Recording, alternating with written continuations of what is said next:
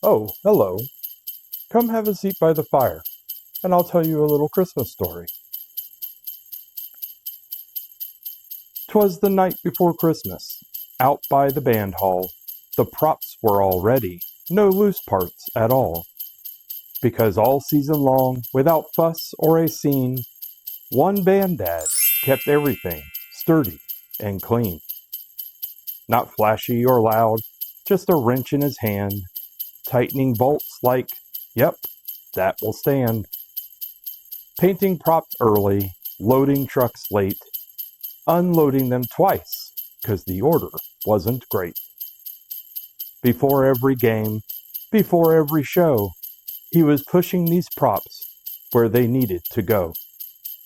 On the field, off the field, in the heat or in rain, while the rest of us took breaks to get past the pain.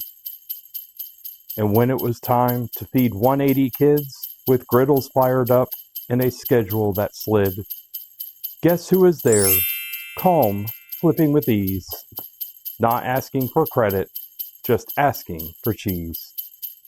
So this Christmas I thought, let's make it real clear how much that kind of help matters around here. Not a card, not a mug, not a, hey thanks my friend, but something built solid, made to last to the end. So there by the tree, big, bold, and pristine, sat a 36-inch Blackstone iron forge machine.